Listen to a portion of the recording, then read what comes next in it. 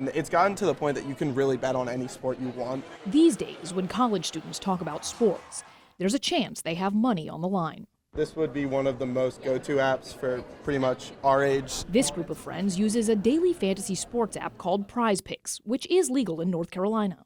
You're picking a player and then you're betting on either a pass yard line or like a rush yard line, a touchdown. I'm on it every day. How much I put down on a day pretty much just depends on how I'm feeling, I guess. They're not alone.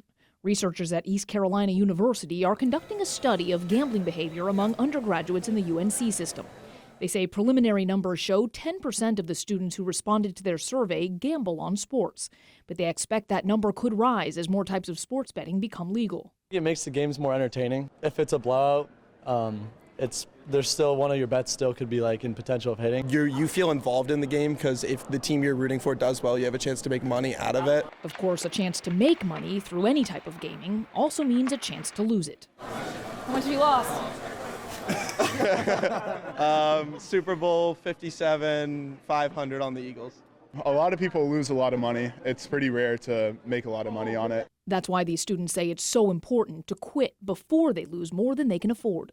A lot of students can get their hands on apps, put money in, and get addicted to it if you're not careful. While most people can walk away, some have trouble. And whether it's seen as betting, gambling, or just having a little fun on an app, experts warn some people can become addicted. The ECU researchers say nearly 13% of men and 1.5% of women who responded to their survey of college students are at risk for gambling disorder. The fastest growing group of gamblers is in their 20s. Carol Cox is a licensed marriage and family therapist who counsels young people struggling with gambling. We live in a culture that is attached to their cell phones. She says habits often begin at a young age. It starts off innocently, little phone games you can put and apps you can get. You associate good feelings with getting a reward. Going from online rewards to actual money may not feel like a big leap. They all promise instant reward. For college students, she says fitting in with friends comes into play. So does biology. Your development of your brain, too, has a huge factor in this. So your logic center of your brain, or your prefrontal cortex, is not fully wired.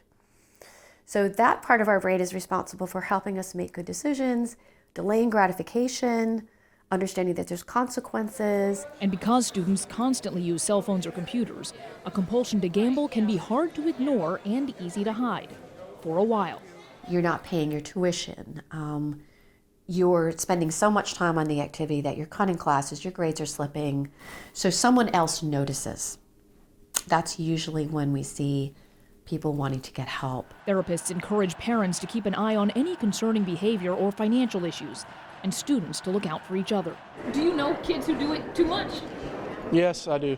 It's a common thing. People just get into it and they just they'll lose, and they're like, the next time they just think they're going to keep winning. I could see people doing it once and they're like, oh, I'll never do this again, and then they end up doing it constantly. And starting next month, even more sites will become accessible in North Carolina, all of them with more betting options and even bigger limits.